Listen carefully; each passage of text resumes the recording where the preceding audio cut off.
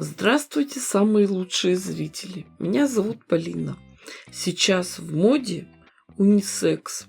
Все вокруг одеваются одинаково. И мальчики, и девочки, и малыши, и взрослые женщины, и солидные мужчины, джинсы и футболки. А футболки после пары стирок просто линялые тряпки. Да и дети очень быстро из них вырастают. А куда же использовать такое огромное количество ненужных вещей? Будем делать коврики. Для начала мы их порежем по спирали, чтобы получились длинные полосы. Футболку разложим на ровной поверхности и нарежем на полосы с шириной примерно 3 сантиметра. Но обратите внимание, мы срез делаем не до конца, а не дорезаем примерно 3-4 сантиметра. Потом мы это место разворачиваем и делаем диагональные разрезы.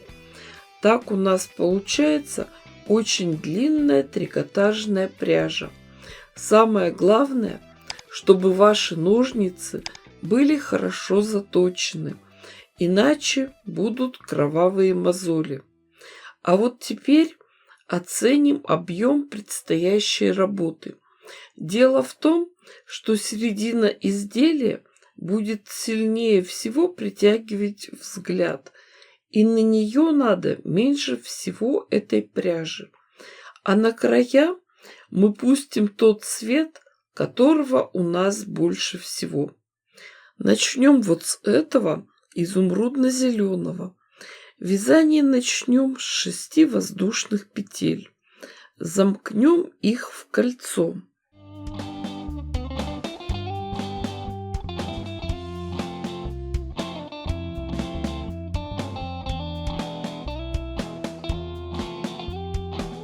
А потом, протягивая нить через середину этого кольца, провяжем 12 столбиков без накида. Пряжа толстая, не всегда получается ее захватить и провязать крючком. Приходится помогать и пальчиками. Но мы вяжем плотный тяжелый коврик. Пряжа и должна быть толстенькой.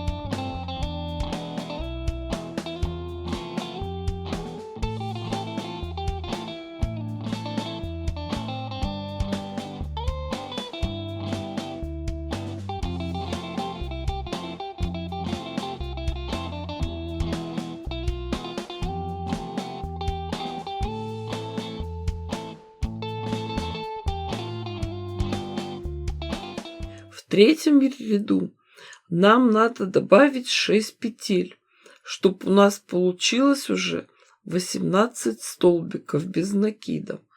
Для этого в один столбик предыдущего ряда мы провязываем 2 столбика, а в следующий 1 столбик, потом опять 2 столбика. Вы все уже заметили на заднем плане подсказку. Количество столбиков в каждом ряду: 6, 12, 18, 24, 36. Как видите, в каждом последующем на 6 столбиков больше. А вот теперь подсказка. Если вы хотите получить круглый коврик, то эти петли прибавляйте равномерно.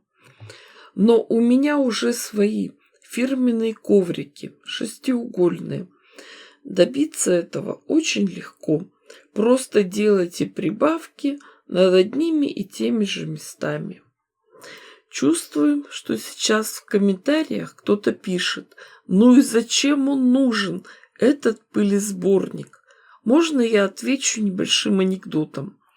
Один человек заметил, что кто-то на стене его дома написал его имя, а дальше неприличное слово из 3 букв.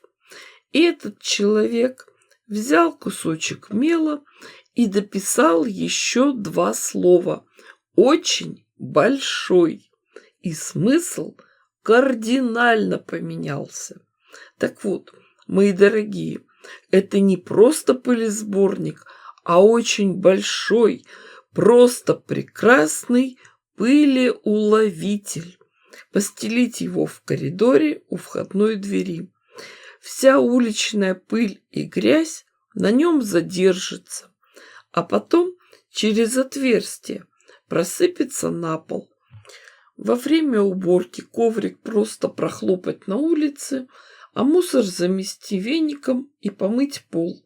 Не случайно наши бабушки придумали именно такие коврики. И дома чистота, и старым вещам дали новую жизнь. Когда связали серединку, можно перейти на другой цвет. Посмотрите, какой вам больше нравится. Концы трикотажной пряжи связываем вместе плоским узлом и продолжаем работу. Торчащие кончики прячем.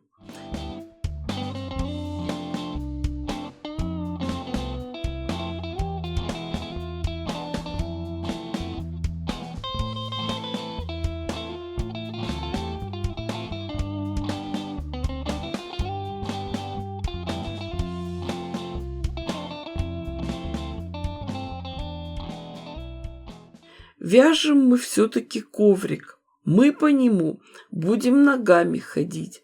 И нам главное использовать все трикотажные обрезки. Вяжем, насколько нам хватает длины. Когда встречаются швы, трикотаж раскручиваем и все прячем.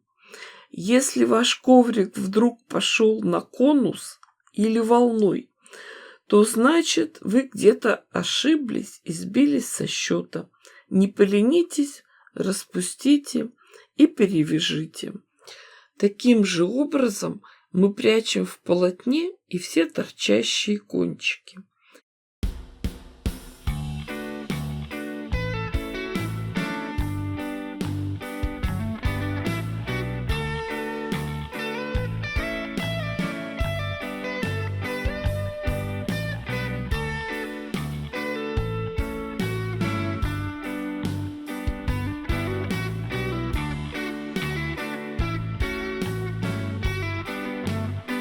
И получился у нас просто великолепный, толстенький и тяжелый коврик.